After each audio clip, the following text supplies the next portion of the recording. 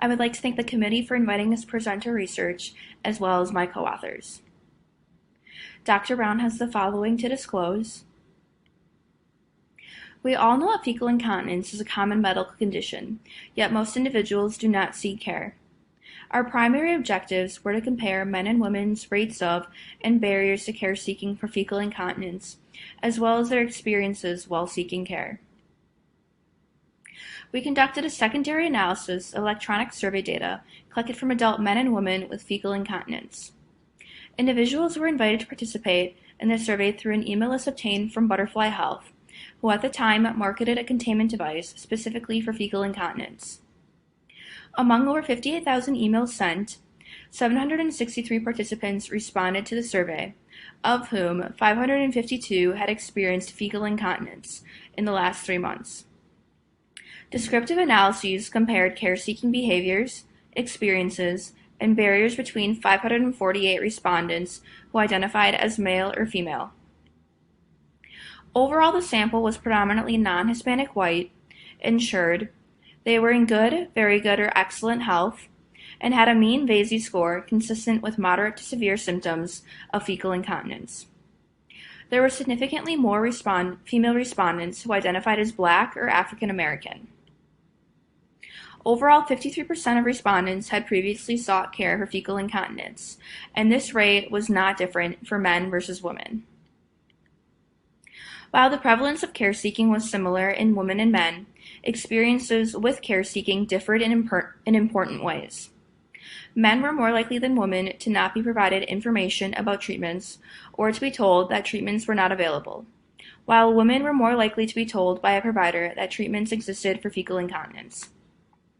There were not differences in the time from onset of symptoms to care seeking between men and women, with less than 1/4 seeking care immediately and approximately a third waiting 1 to 5 years to seek care.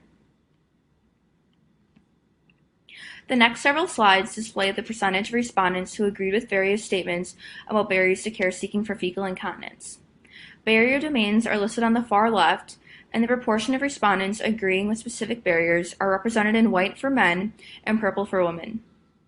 The most commonly endorsed barriers to seeking care for fecal incontinence among both men and women were in the domains of condition knowledge, treatment knowledge, and fear of treatment, with the majority of both men and women agreeing with specific barriers within these domains. While most people perceive their fecal incontinence as a medical condition, most agreed with the statement that seeking care had not occurred to them. Men were significantly more likely to believe there was nothing a healthcare provider could do to help them, and women were more likely to endorse fear of surgery to treat their fecal incontinence. Whereas the vast majority of women were worried about having an accident if they left home, men were more likely to report not seeking care because of having symptoms under control or feeling like their fecal incontinence didn't interfere with their life. Men were also more likely to perceive their fecal incontinence as another part of aging. Women were more likely to endorse hoping that their fecal incontinence would just go away on its own. Men and women both commonly endorse barriers in the domains of shame, self-blame, and isolation. Whereas women were more likely to endorse that talking about fecal incontinence with a healthcare provider would be discouraging, men were more likely to avoid seeking care because they didn't want to pay a copay for something they could manage themselves. In summary, approximately half of both men and women in this sample had previously sought care for their fecal incontinence. Embarrassment was common in both men and women. Men were less likely than women to have received information about treatments for fecal incontinence from their healthcare provider, and were more likely to think that treatment options did not exist. Men were more likely than women to perceive symptoms as manageable or a normal part of aging. Women were more likely to endorse fear and avoidance as barriers. Based on these findings, we suggest tailoring interventions to promote care seeking, specifically for men and women. Future research should explore differences in healthcare provider treatments of fecal incontinence in men and women. Thank you. I welcome your questions.